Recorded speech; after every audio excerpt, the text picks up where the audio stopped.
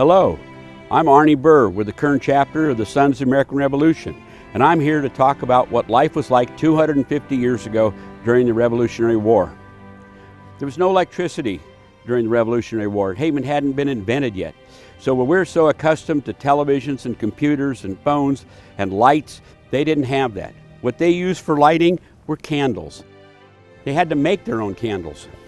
This is a candle mold. They would take and drop strings down through the holes, what we'd call a wick, come out the end. They would take beeswax, melt it, or they would use lard from the animal fats and stuff. Pour it in here after it's melted, leave it sit for a few hours until it all set up, turn it around, give it a tap. A lantern, they could put a stick on it to hold it out here in front of them when they're marching. If they wanted to have sugar or tea or spices, they would have a little can like this with some of their spices and so forth in it. There were bottles in those days, but no thread, so they had corks to close them. Cups made out of tin and made out of lead. What's the problem with lead?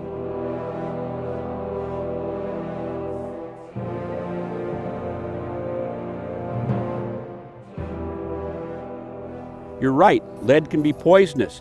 And they didn't realize that in those days. Lead was used because it melts at a very low temperature.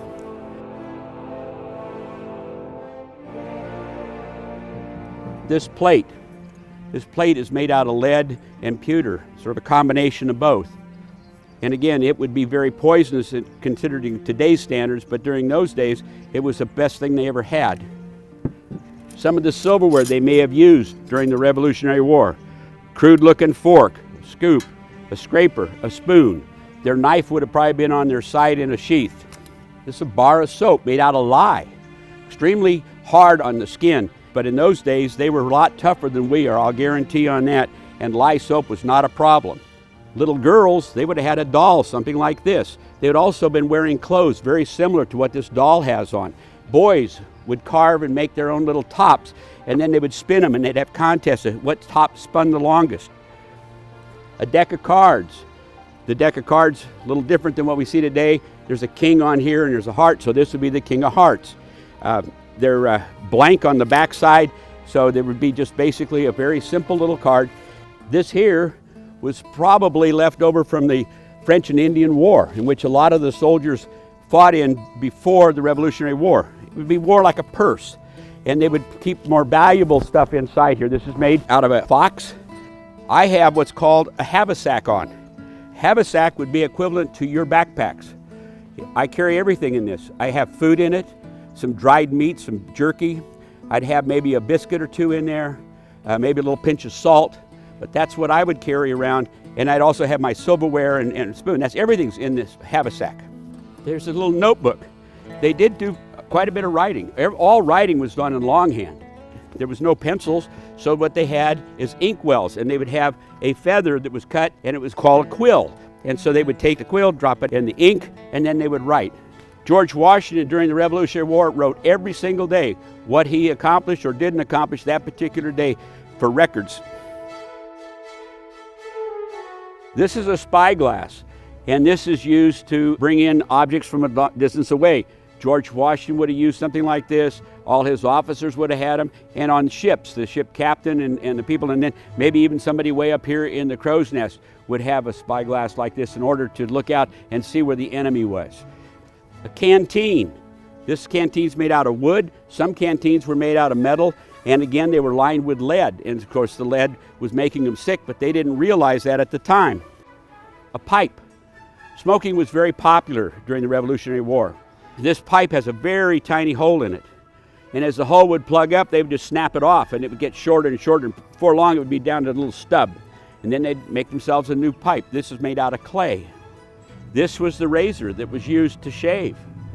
Use a little lye soap and then shave. Now we have a bunch of weapons here at the end.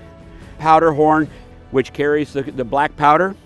This is also a different style of powder horn, which has an adjustable device on it so you can control how much is going in.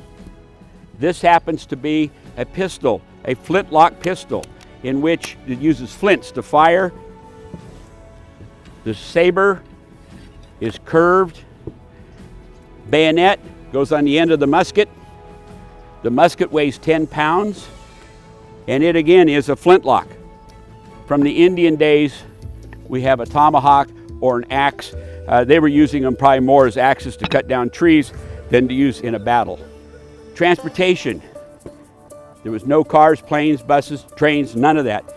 If you wanted to move, you moved most likely by walking, horseback, or maybe in a buggy or a wagon. All the major cities and towns were all along the Atlantic coast or on rivers. And they would use ships like this to move the people from Europe to America and back. What makes this ship move?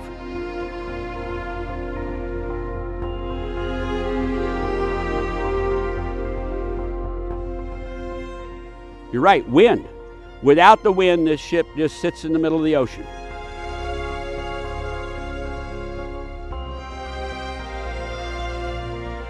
Sometimes it would take over 2 months to go from Boston to London and another couple months back.